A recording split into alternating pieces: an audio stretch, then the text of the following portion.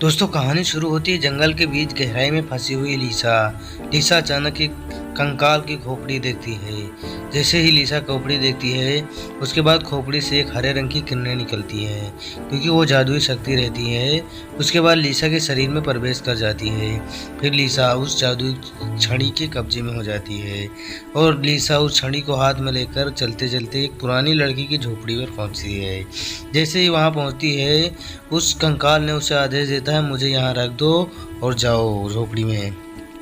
लीसा जाना नहीं चाहती है लेकिन जादुई छड़ी उसको अपने बस में कर लिया था। इसके लिए जादुई छड़ी वहाँ खींच ले जाती है। तभी वहाँ मकड़ियों का जाला उसके ऊपर पागलों की तरह जान बुनने लगती हैं। लीसा की मौत की बनवाई थी लेकिन लीसा को पता नहीं था।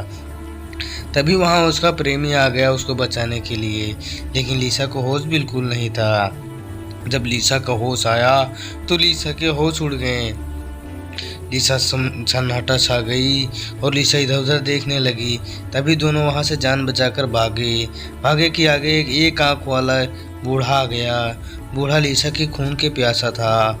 वो लीसा के खून पीकर अपनी जवानी वापस पाना चाहता था, लेकिन तभी प्रेडेटर को गुस्सा आ गया और प्रेडेटर उस बूढ़े आदमी के ऊपर हमला किया। लेकिन वो एक आंख वाला जादुई शक्ति वाला था।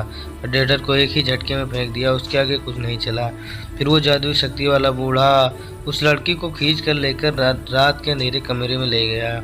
वहाँ प्रेडेटर को भी ले गया, वहाँ दोनों को बांध दिया।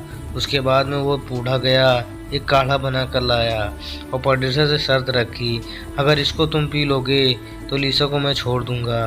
लेकिन लीसा जैसे ही इसे पीना चाहती थी उसे उल्टी होने लगी, क्योंकि वो लोग समझ चुके थे इसको पीते ही शरीर आदमी की पूरी गल जाएगी और आदमी मर जाएगा। तभी अचानक उस बुढ़े ने हमला कर दिया। जैसे ही बुढ़ा लड़की को पकड़ता है, अचानक एक जादुई शक्ति लड़की के शरीर से प्रकट होती है और वो उस बुढ़े की इतना बड़ा ब्लास्ट होता है कि बुढ़ा मर जाता है और दोनों वहां से जान बचाकर भाग जाते हैं। तो वीडियो अच्छी लगी तो लाइक और सब्सक्राइब शेयर जरूर करें। फिर मिलते हैं अगली वीडियो में।